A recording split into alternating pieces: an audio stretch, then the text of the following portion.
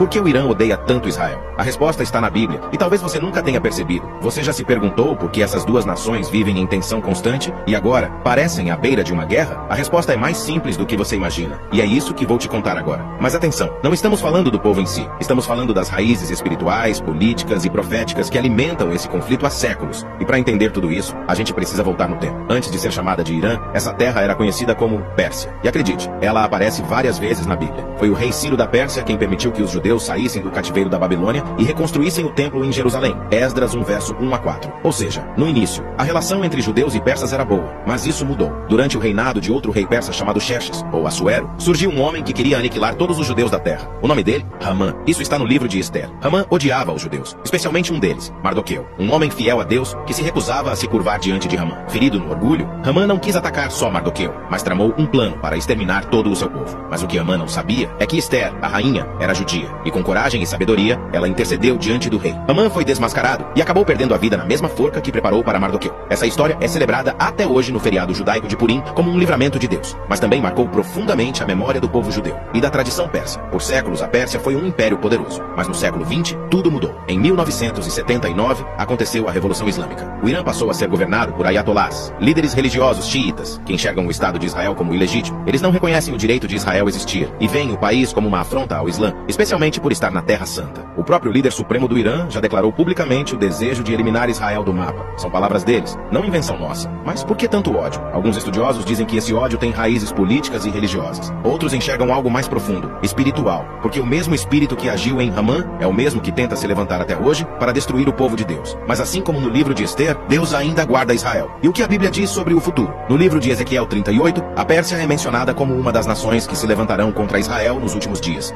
junto com Gog, Magog e outros povos do norte. A profecia diz que essas nações formarão uma coalizão e virão atacar Israel, mas Deus mesmo intervirá e mostrará ao mundo que ele é o Senhor. Ezequiel 38, 23 diz: Assim, mostrarei a minha grandeza e santidade e me revelarei aos olhos de muitas nações. Então saberão que eu sou o Senhor. O que está acontecendo hoje não é só política, é também espiritual. O conflito entre Israel e Irã não é algo novo. É antigo, profético e aponta para algo maior. Mas isso não deve gerar medo em nós. Deve gerar discernimento. Porque tudo o que a Bíblia previu está se cumprindo diante dos nossos olhos. Se você assistiu até aqui, comente. Deus é fiel. Isso nos ajuda a espalhar esse conteúdo para mais pessoas. E compartilhe esse vídeo com alguém que precisa entender que a Bíblia é mais atual do que o noticiário. Que Deus te abençoe e que a paz do Senhor esteja sobre Israel, sobre o Irã e sobre todos os povos da terra. Não se esqueça de seguir nosso perfil. Deus te abençoe.